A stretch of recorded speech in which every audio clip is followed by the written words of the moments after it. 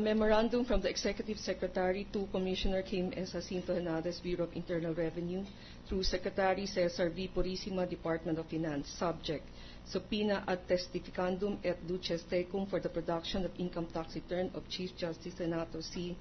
Corona et al., date 20 January 2012.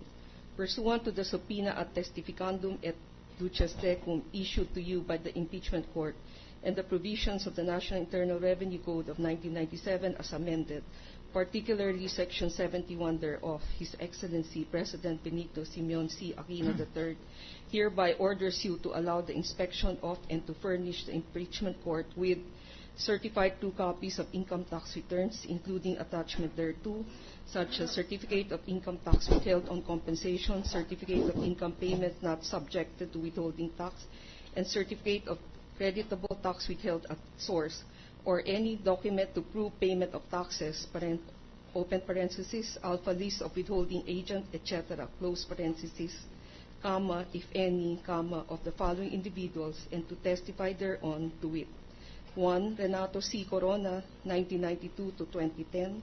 2. Cristina R. Corona, 1992 to 2010. 3. Maria Carla Beatriz C. Castillo, 2000 to 2010. 4. Constantino T. Castillo III, 2000 to 2010. 5. Francis R. Corona, 2005 to 2010. 6. Maria Charina R. Corona, 2005 to 2010. Furthermore, you are hereby authorized and directed to provide the Impeachment Court with certified true copies of the certificate authorizing registration covering the sale of the following properties listed below, and to testify thereon to wit. 1. All units, comma, including parking lots, comma, at the Bellagio, Tower 1, Taguig, sold in 2009. 2. All lots in McKinley Hill, Taguig City, sold in 2008. 3. All units in Spanish Bay Tower, Bonifacio Ridge, the Fort, Taguig City, sold in 2005. 4. All units in the columns, Ayala Avenue, corner Senator Hill, Puyat Avenue, Makati City, sold in 2004. 5. All units in Burgundy Plaza, Katipunan Avenue, Quezon City, sold in 2003. 6. And all houses and lots in La Vista Subdivision, Quezon City, sold in 2010. Compliance with this order is enjoined through the Secretary of Finance. Should there be no document in the custody of the Bureau of Internal Revenue, the necessary certification to that effect shall be issued by authority of the President, Paquito N. Ochoa, Jr.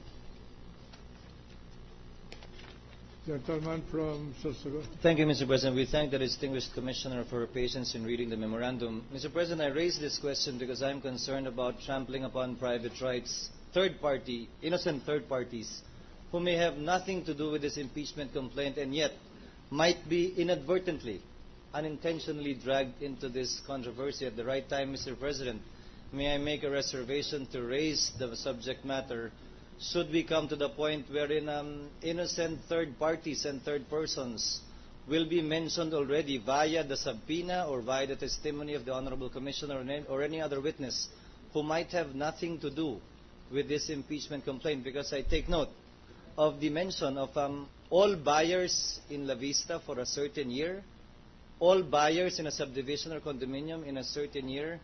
Mr. President, I do not know the purpose why the prosecution is asking for it, but if at all, in seeking and searching for their evidence, they should not trample upon the privacy and private rights of individuals and third parties innocent and who have nothing to do with these proceedings. And I thank the gentleman for clarifying that there are no other names in the alpha list that he marked earlier. Thank you, Mr. President. The lady senator from Taguig. Just 2 points, Mr. President. Number one is I'd just like to support the position raised by Senator Escudero, and at the proper time we'll make the necessary objections to the presentation or offer of evidence that is that general and vague for the protection of private parties. The other point I'd like to make is the witness, before there were interventions, was reading from the last document marked, and she mentioned that there was other income from director's fees. and that was not pursued. And so to complete the testimony of the witness, may I ask that she also puts on record what that other, I don't know if she has the other income and the other withholding, withholding tax. Thank you. For year 2006, an amount income payment was made to Maria Cristina R. Corona in the amount of 233,333.33, and the amount of tax withheld is 10% or equivalent to 23,333.33.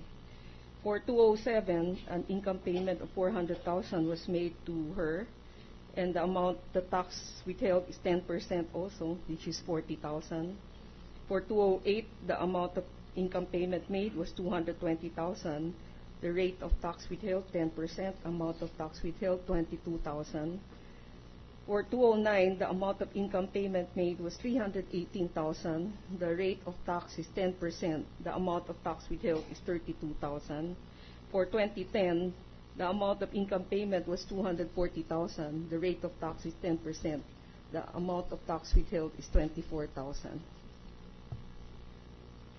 That's the complete expanded withholding tax that was made for, I believe these are director fees made to her. Counsel. Yes, Your Honor. May I be allowed to proceed or effect my pending request to mark that document as Exhibit Quintupol-H, Your Honor? Proceed. May the Mark it. Secretariat please mark it.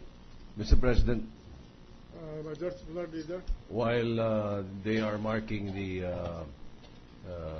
documents, may I move for 15-minute suspension as requested by members of the court, and considering that it's past 4 o'clock, may I move for a 15 minutes suspension of the trial, Mr. President? Trial suspended.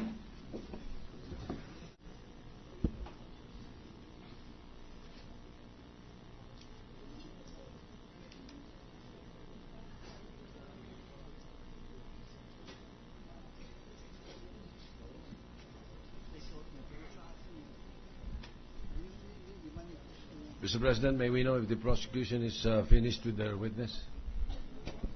Not yet, Your Honor.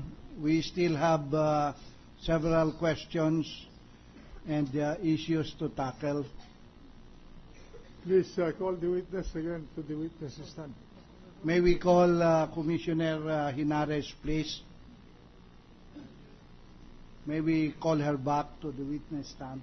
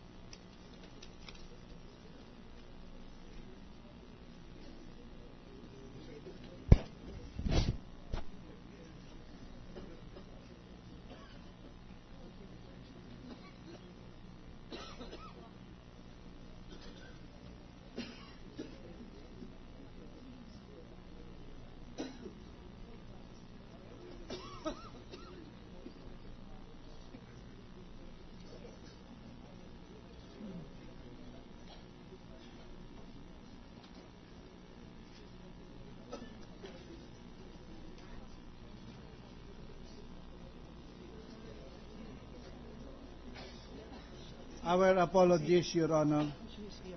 She is here now, Your Honor. Madam Commissioner, please take this stand again. Counsel, proceed. Thank you, Your Honor. May it please the Honorable Court, before I proceed on other questions, may I just request for identification purposes to mark the certification on the per diem or allowances of Cristina Corona, which was the last item testified to by the witness, Mayor, proceed. as Exhibit Quintupol-I, Your Honor. Mark it. Okay. Thank you, Your Honor.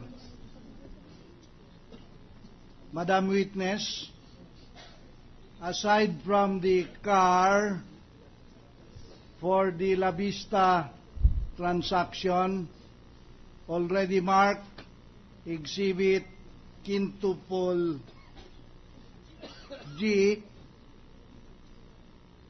Were there other property transactions entered into by Cristina Corona for which cars or certificates of registration were issued by your office or the BIR?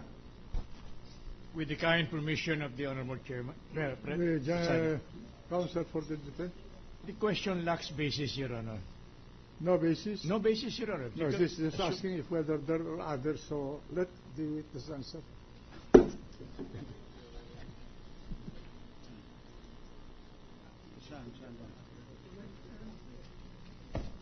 Sir, I'll answer. Please answer, Madam Witness. There is another car that was. There was a car.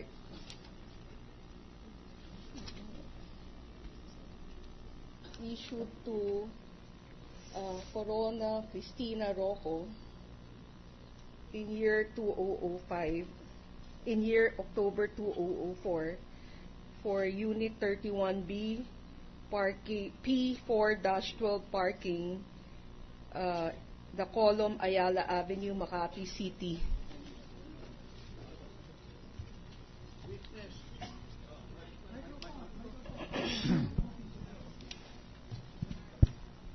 Witness, Your Honor, producing a document from her records or files, which is a certificate authorizing registration, BIR Form 1954, and what the witness has produced is an original copy. For lack of material time in this morning's marking, may I be allowed to show the photocopy, which is being stamped certified copy, to opposing counsel with a request for stipulation that the photocopy to be marked Exhibit Quintupol J, as in Juliet, is a faithful copy of the original, Your Honor. Can I approach distinguished counsel and show him the document, Your Honor? Proceed, go ahead. If Your Honor, please, may we propose, Your Honor, that the comment with respect to the substitution be made at the time they operate. And because we do not know whether they will, it is only at the stage of identifying and marking. There is no assurance that this will be evidence for the prosecution, Your Honor. So in order to at least go into a speedy disposition of these issues, may we propose that we be allowed to make our comment at the time they make a formal offer of these documents, Your Honor. I can assure the good counsel that this document will not only be marked, as it is being marked now, but it will certainly be offered in evidence. Well, we are aware, Your Honor, that even a document marked need not be offered in the discretion of the party presenting the evidence. But the practice is to make the comparison in open court, Your Honor. Yeah. Well, if the counsel for the defense wants to examine the document, that is his pleasure.